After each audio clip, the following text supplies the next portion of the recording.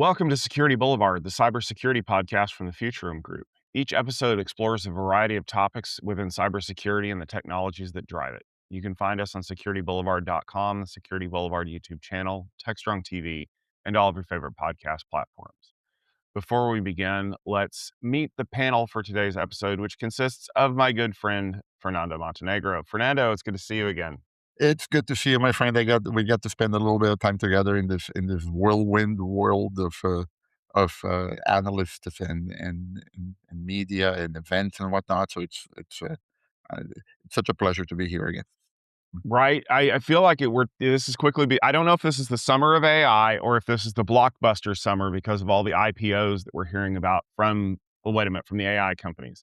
So maybe it is the summer of AI after all. Listen, I've made the joke many times. I'm sorry for the audience if you're hearing this again, but I'm originally Brazilian, and in Brazilian Portuguese, actually Portuguese too, or other Portuguese too, the letters A and I spell I.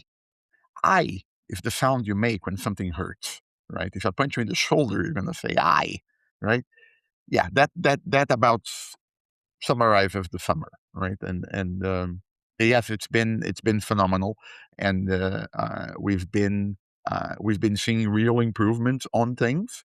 As we're recording this, yes, the latest Anthropic models just dropped with some nuances there, but that keeps happening. Plus, we have the upcoming IPOs that are related to AI. So yes, it's a very big it's a very AI heavy summer. Like we can't let our we wish we could just let our agents run with it, right? But we're not quite there yet, right? Yeah. But one of the things I thought might be fun to kind of talk about was, we spend a lot of our time out there talking about, Mythos security scanning models and prompt injection and things like that. But occasionally, people out there forget that in order for all of these things to work properly, people need to connect to the network too. And we just got back from Cisco Live, Yep. where we had some conversations around this. And I've actually had an opportunity to hear some additional conversations around the topic of zero trust, because I feel like we had a little bit of a time in the sun for zero trust. And then it kind of was moving and there was some interesting parts of it. And then some other stuff blew up over here and it got all the attention. But there are still people who are trying to approach this from the perspective of, great, like people need to be able to access the network. And I think it actually has value because there's no rule that says that it just has to be people. Like the concept of doing zero trust isolation for agents, for models, for people that are querying against those models has a lot of potential value to solve a lot of headaches that, quite frankly, we've been dealing with for years. Oh my God, yes, and I know we were not we're when we were talking before the recording. Hey, do something other than AI, but we can't escape it, can we? Right? And you raise a phenomenal point. It applies to agents too, and to me, one of the things that is really interesting is that yes, we have. I think we're past the major hype over zero trust, but we seem to have come to some understandings in industry, and that is really useful now. Now, as we can explore, there are nuances on how you go about doing this, but we have landed on this concept of, I mean, least privilege. I mean, we talk about least privilege, right? We've these things are interconnected, and we sort of landed on zero trust as this broad framework of implementing that least privilege in different environments. Now, one of the things that like in the networking space, people refer to ZTNA, zero trust network access. I've never been a fan of the term because to me, um, the N is should be the N is actually implied. It should be zero trust access. So shout out to my former colleague and good friend Rick Turner. He and I would have conversations about this for a while. Funny thing, we would have conversations in Portuguese as well because Rick is one of those polyglots that I envy so much. Right? But the point is business doesn't talk about the network. Business talks about the application. So as a policy construct, you're never really doing, oh, okay, I'm going to give network access to the subnet where the Salesforce web uh, uh, web gateways are, or web servers or whatnot. No, you're going to give access to Salesforce, or you're going to give access to Outlook, or you're going to give access to nowadays OpenAI, or so the notion of zero trust network access never sat really well with me. It's always been like zero trust access. But anyway, I'm babbling as usual. I feel like one of the reasons why we stuck the in there is because they were aiming this at a very specific market segment when it first came out, because the networking teams controlled access to devices. You can thank VMware for that with the whole adoption of NSX. I knew I Yep. was going to get it. I was like, it's in there. But like that was one of the very first NSX things that I saw, was this ability to do host isolation and things like that. And I feel like it's evolved, but more importantly, because you kind of say, the N is implied. I think a lot of what we discuss as the nuts and bolts of this is implied as well. And I'm actually going to give you a really good example, because I just finished writing up an article about this, and hopefully it'll be posted on Security Boulevard pretty soon. It's around Nile. Now, the funny thing is that if you're a fan of Security Field Day, you probably missed this presentation because it didn't happen at Security Field Day. It happened at Mobility Field Day. But Nile is a very interesting use case, because for those of you who don't know, they were founded by a group of people that came kind of out of the Cisco Juniper orbit.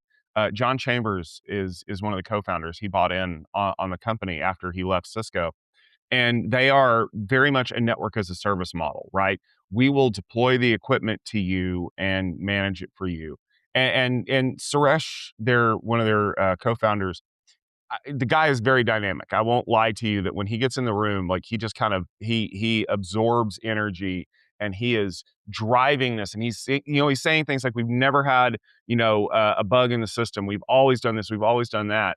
But when you strip back the veneer of the network as a service part, you're seeing some of the things that I think people really need to understand about this. So kind of going back to your Salesforce example, um, people in their heads are like, yeah, only this object needs access to these three other objects, but not this object, because never should those two objects directly talk to each other. That's how we would do it now, right? But in 5 years, the people who are doing that don't need to know the nuts and bolts. What they need to say is, object X has permission set Y, which allows it to do these things, and that's that. Like we don't need the justification. We don't need the the war story of the one time we accidentally let that happen, and that's why there's a big sign, a post-it note on my monitor that says double check the commits for whatever, because it's just how things work, right? Like when it's like any regulation, it's like any rule. It's only a rule when you put it in place the first time. Like there's a justification for the rule. After that, it's just the rule, right? If we only do this, we only do that.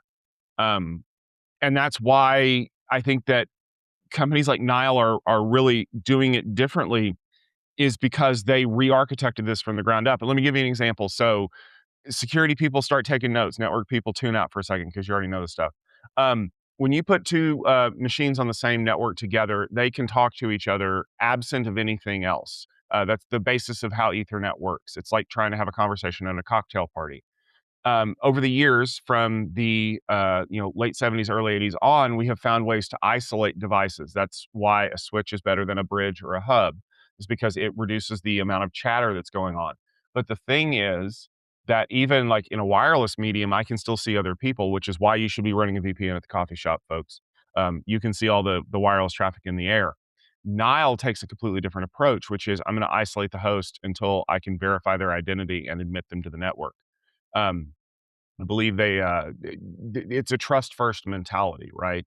And we've seen ideas around this in the past of like, we're gonna force people into a quarantine VLAN until they can, download their update. You're giggling because we remember living through that, and we remember how kludgy it felt.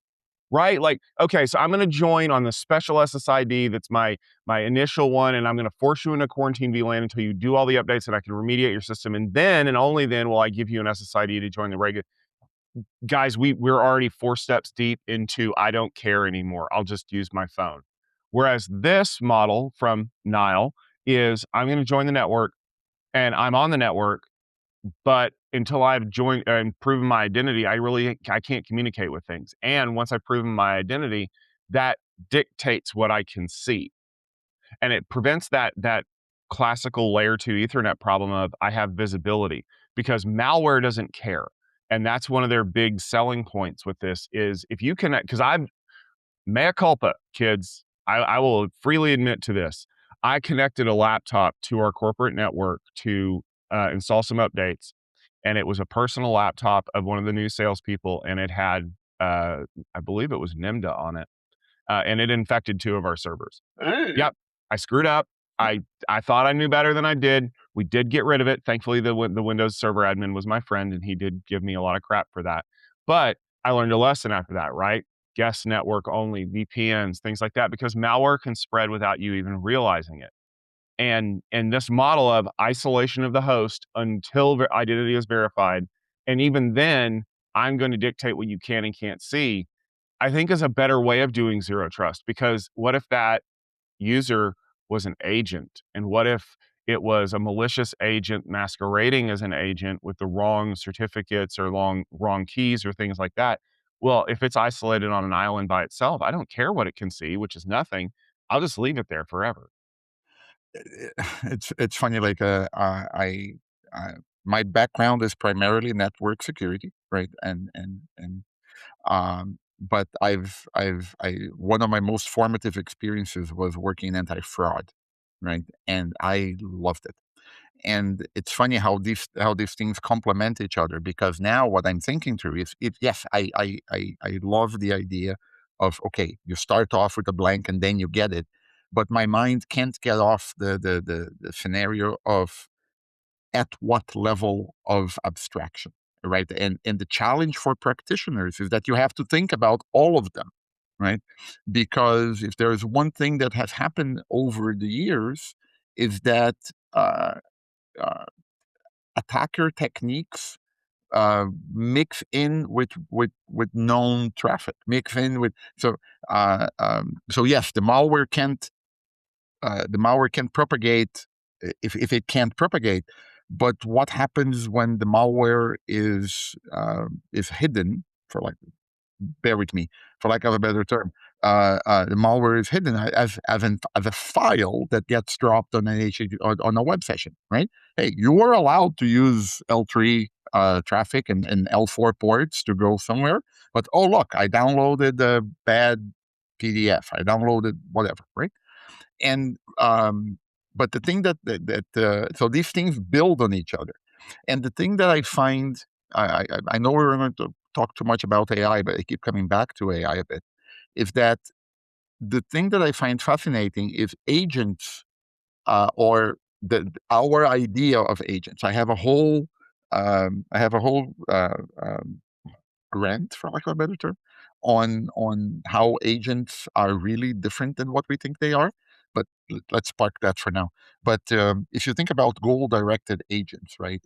You give an agent the notion of a goal-directed agent. Hey, look, go do this, and then the agent does whatever it does what it needs to do to achieve the goal, right?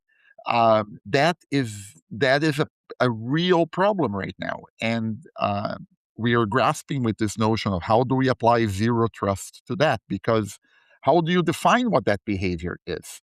And I know we may have mentioned this on the show before, but I can't help but think.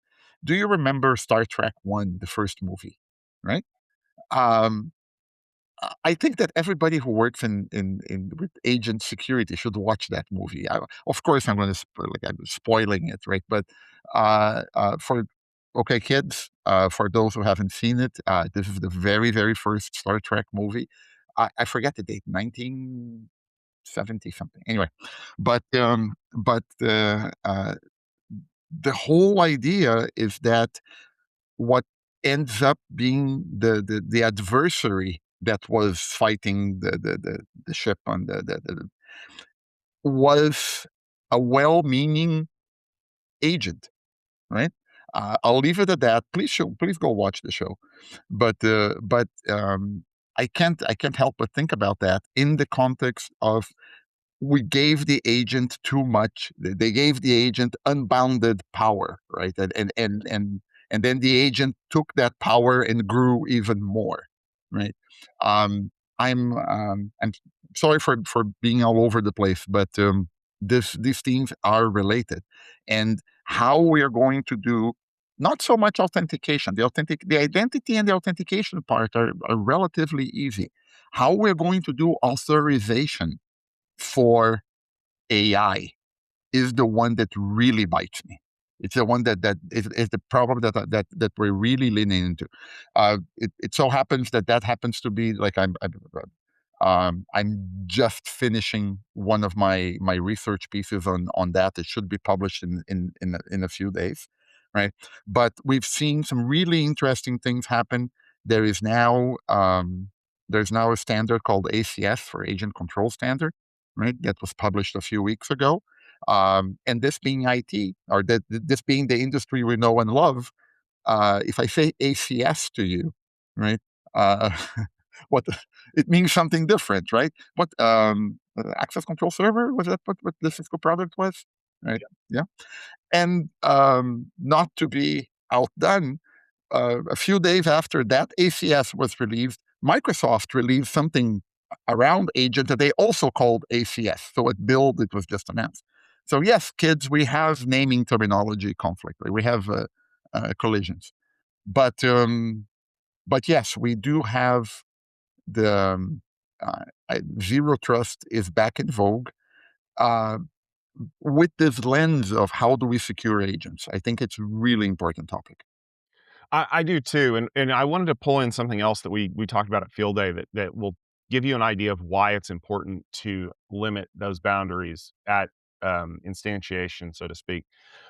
If you go back to the thing that we did with Microsoft late last year, we did a special custom event where we talked a little bit about some of their new security paradigms and things like that. But one of them was this idea of using graph theory to understand how attackers work, and it was really brilliant, right? Because like we know that there's a chain of actions that people take. They get access, then they get a foothold, then they start investigating where they can move laterally and things like that.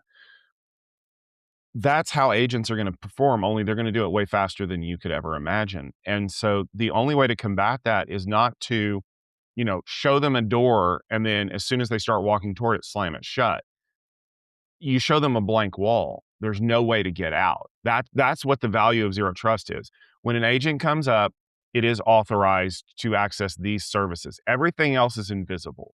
As far as it knows, there could only be two things left in the world. Remember, there was this. I'm gonna quote Star Trek again, but there was this really great episode of The Next Generation where Dr. Crusher was on the Enterprise, and every so often people would just disappear. Except on the Enterprise, everybody just assumed, oh, well, yes, there were only ever four people on the Enterprise, and then two of them disappear. And she's like, could I have possibly flown this ship this far with only me on here? And the computer's like, well, no, of course not. That's silly. And she goes, now do you see the paradox? Like, the agents will only ever assume that what they can see is all they can see, even though people who are working at a higher order know there's firewalls and servers and web gateways and whatever. It doesn't matter. The agent only has the minimum viable visibility to be able to do its job or to do the job that I've tasked for it. Do you need to do a different job? Then you need to give it a different permission set through a different role. And that's how we fix it. It goes back to that whole infrastructure as code thing. I'm not making custom bespoke agents. I am creating agents that pull from a job task list to do their job. If you need them to do a different job, you create a different job task list with access permissions and visibility. You don't just go in and go, well, I guess it's okay if you can read my email too. And that it's I think that this is where the evolution of zero trust will go. Is yes, and When you bring anytime you bring Microsoft and graphs, we have to quote John Lambert, right? And the defenders thinking lists, attackers thinking graphs, right? So I was just doing a quick check here. That I think that paper was actually from 2015. So we've been talking about this for a long time, right? The notion of graph analysis of components. Yes, 100%, right? Where I think that the problem or one of the challenges lies is you described a phenomenal process. Yes, once an agent needs to do something, we give it a little bit more. What is that? What is that translation actually? So if I say that, and there's a tension here because the user wants to say to the agent, I want you to be able to book travel. And I'm sorry, I'm using the generic consumer examples of, I want you to be able to book travel for me, right? That how does that instruction translate into what the actual permissions for the agent are? Does that mean the agent needs to be able to read my calendar? Yes. Does that mean the agent needs to be able to navigate the web to go to a travel booking website? Yes. Does that mean the agent need access to my credit card? Yes. Right. But there's two major problems here, or two major challenges here. One of them is, how do we make that translation? Who makes that translation, right? Of I want to be able to book travel to here is a list of resources and permissions and that you can get access to. That's problem number one. And problem number two is um, agents don't have intent, or agents don't follow the social contract, right? Uh, Generally speaking, an agent doesn't care if it doesn't care about its reputation. It doesn't care if it's going to be fired. It doesn't want to be promoted, right? It wants to achieve its goal. So, hey, I want to book travel. Right? I can you book me a trip to? It's the summer here, so in North America. So hey, I want to go to a beach in the Caribbean. Right? Book me a trip to the Caribbean. Like, if we don't give the right constraints, it's going to book you, like charter a private plane to a private island, uh, to a very very very expensive vacation, right? It did what it was supposed to do, right? How do, how much do we trust the agent to do the right thing? I think that is the boundary, or that we're navigating towards. And we should never, ever trust the agent to do the right thing. We should put the controls in place so that the agent's only choice is to do the right thing. So, for example, like as you're talking about, it needs access to my calendar, it needs access to a credit card. Like I'm thinking of like, the mobile device permissions, right? Where a good example of, because they'll pop up and say, I need access to this. And some people will just blindly accept everything. But some people will be like, well, why do you need access to this? And a good example of that is when we were using the Square credit card readers back in the day. And you would launch a Square app, and when you put the reader in, it would say, well, I need access to your microphone. And everyone would freak out. They're like, why does the credit card reader need access to my microphone? Because it's plugged into the headphone jack. That's why it needs access to your microphone, is because if you deny permission to your microphone, it can't read anything coming from there. Because what it was actually doing was the mag stripe was playing melodical tones when you swiped it, and that's how it listened to your credit card. But because they never said that, because they didn't say that's how it worked, you just assumed, well, no, it doesn't need to do that. And then we would get lots of support calls with the group I was working with. They're like, well, I can't run credit cards. Did you turn the volume up on your phone? Did you give it permission to listen to your microphone? Oh, I didn't think I needed to do that. But now, like from a technical perspective, I'm going in and I'm thinking about, okay, if I'm going to have this thing book travel, it's only allowed to book on these airlines. It's only allowed to book flights that are either nonstop or have one stop, or that have no layovers that are more than 12 hours long. That big long list of things that you can monkey with if you go to like kayak.com. Like I'm going to set it up so that, yeah, it may only return 3 flights to get to, I don't know, Curacao, but I know that it had followed all of the constraints that I would have already said, right? And maybe it's the whole give me these three options and I'll pick the best one, because nobody today blindly accepts the recommendation of anything. And I'll tell you how I know that. I want you to go on your phone right now and I want you to put into your Maps application how to get to the other side of the city that you're in.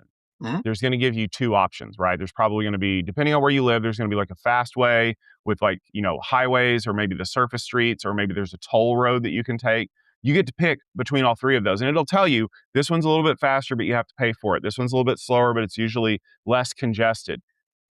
At no point, unless you have programmed maps, will it say, I will go on this way because I never want to take toll roads, or I only ever want to take surface streets. You have already constrained the ability of the agent or the person to respond to you.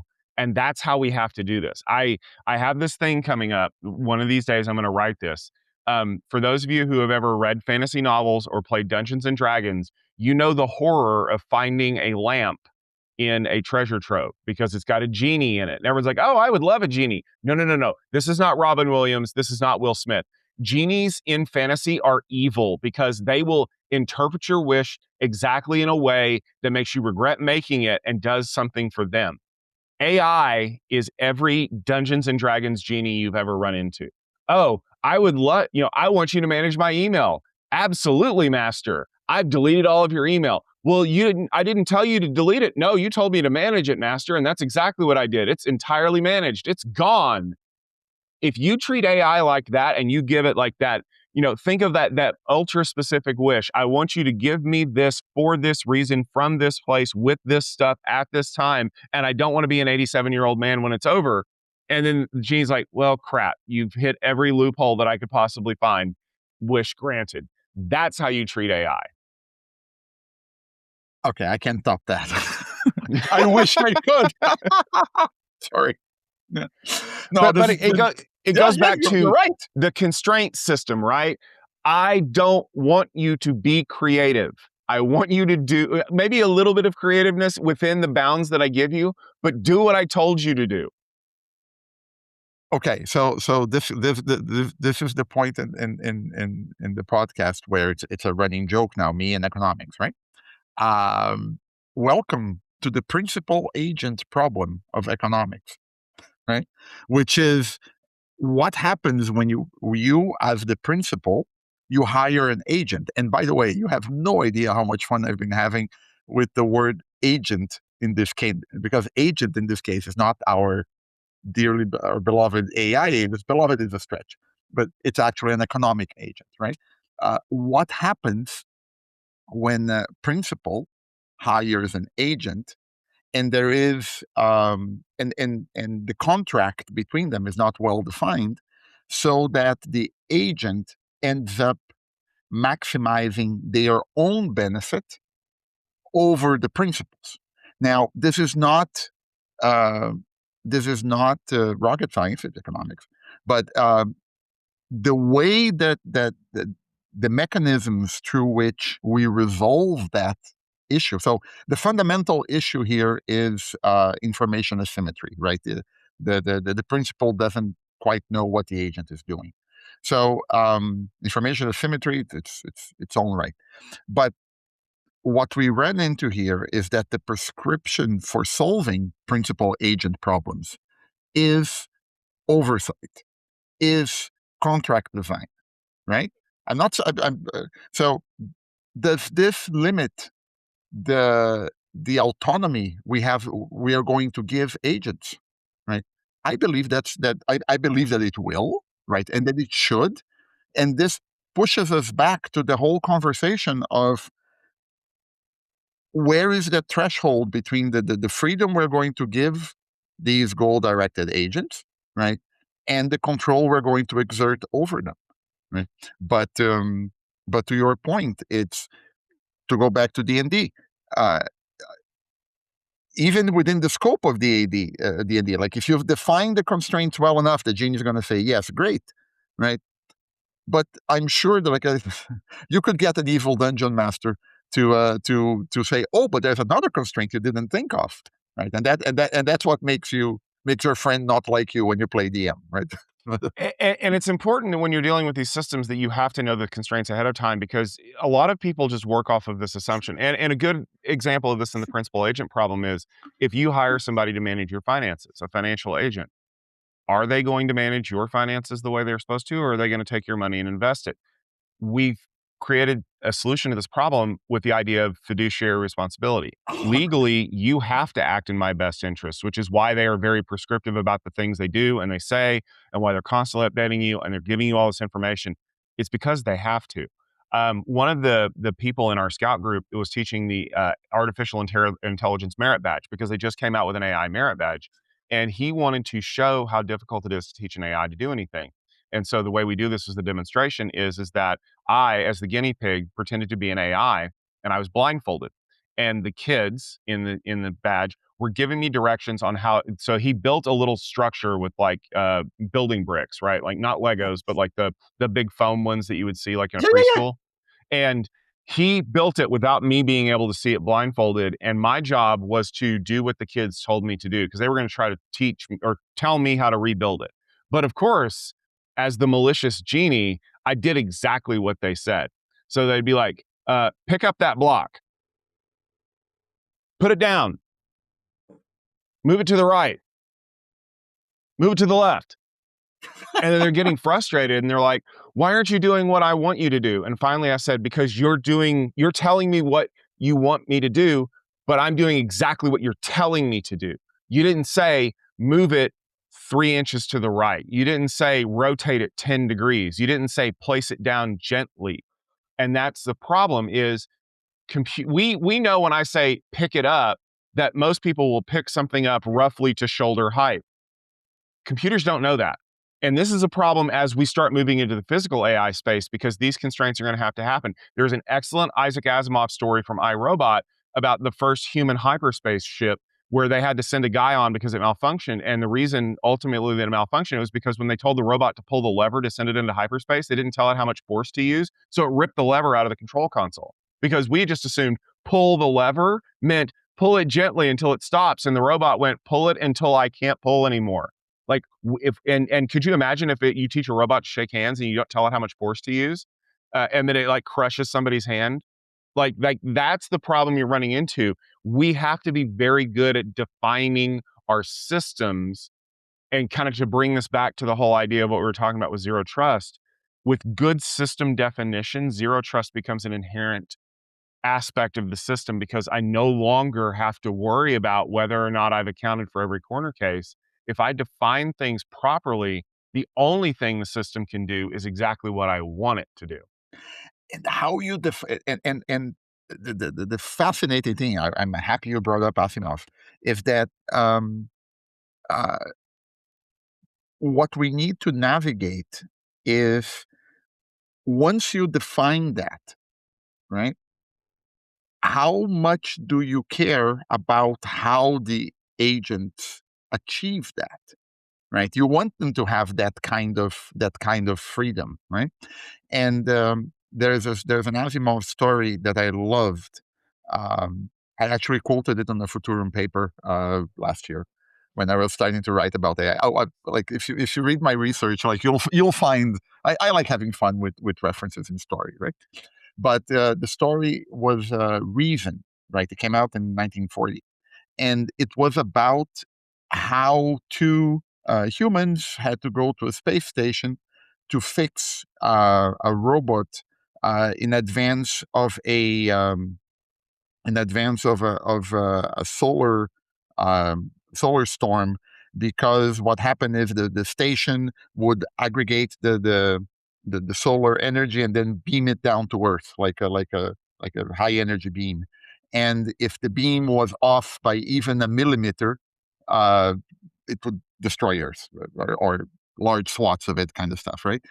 And when they get there, again, I'm sorry for spoiling the stories, right? They try to reason with the robot that controls the whole thing, controls other robots, and the tension there is that the robot doesn't believe the humans, right? And then there's this, what's going to happen? It's not doing what we want it to do, and it's going to destroy whatever, right? But the robot does the right thing at the end, right? And then the rationale that the robot used was religious, right? Our creator told us to do this. And that was the justification that I'm using for fixing the being the right way. And then the Mhm. story ends with the two humans saying, okay, and then they leave. So, so the rationale for how something gets done might not matter as much as does it get done the right way. Right?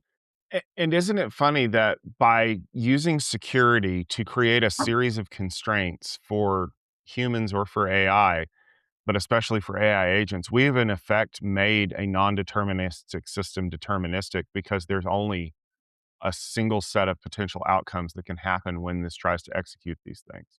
Like it can't do anything else.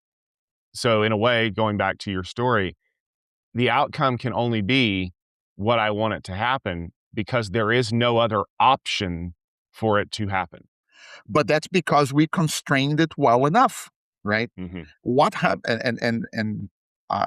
what happens when we don't constrain the process enough so that we can bind the non-determinism, like we can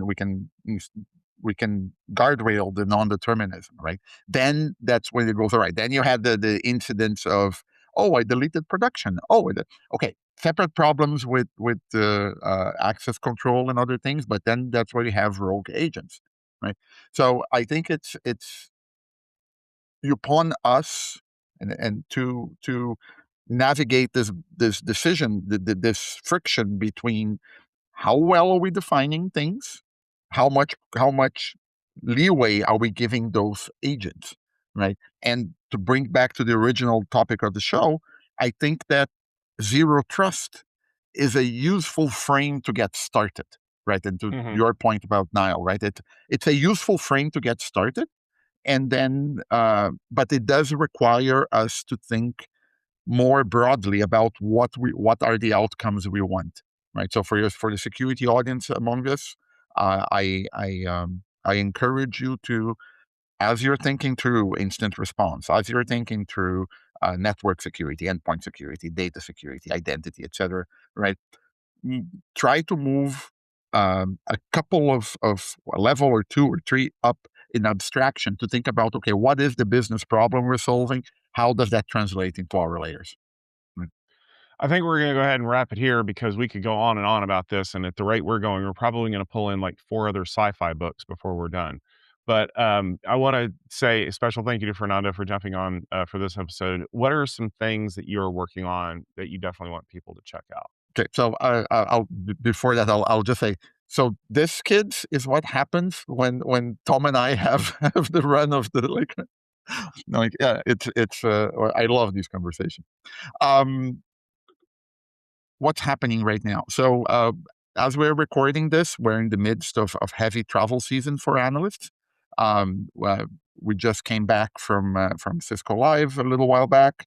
In the second or the third week of June, I'm at the HPE Discover. I think you're there as well, right? And and then we're preparing. We're starting to. We're definitely in our preparations for security summer camp, Black Hat and DEF CON. I'll be there the entire. I'll be there for quite a few days. Like I love to stay through the end of DEF CON. So be ready for like meet me there. I apologize in advance if I run into people and I don't recognize them. I'm horrible with faces and names. But that's Black Hat. That's a little bit and DEF CON. That's a little bit further out. Before that, I do have a paper on agentic governance that I should be sending to peer review today. So it should be published in a few days. And so that's one thing.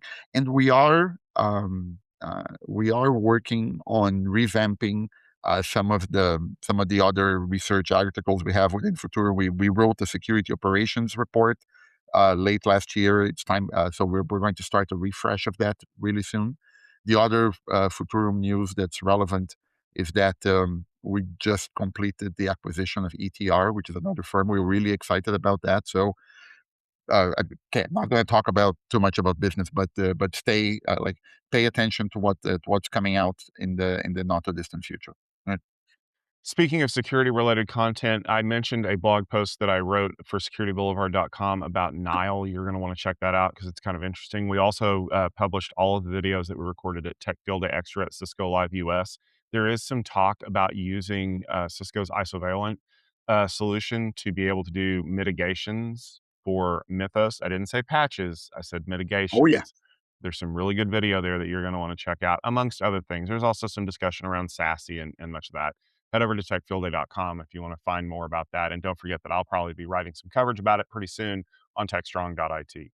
We want to thank you for listening to this episode of Security Boulevard Podcast. If you enjoyed the conversation, please head over to YouTube and subscribe, or check us out in your favorite podcast application so you don't miss any of these episodes whenever they come out. And you know that we love the ratings and the reviews and the comments and all of the interactions that you can do with the show, because that not only makes us feel good about ourselves, but it also helps other people find the show as well. This podcast is brought to you by securityboulevard.com and the Futurum Group. If you want to check out our show notes or past episodes, you can head over to securityboulevard.com, the TechStrong TV website, or in the TechStrong TV app, which is available on Apple TV and Roku. And I'm sure it will be ready for iOS 27 whenever that finally gets released. Follow us on Security Boulevard on social medias, X, Twitter, and LinkedIn. Look for Security BLVD. There's lots of content you're not going to want to miss there. Thank you all very much for tuning in, and we'll see you next week.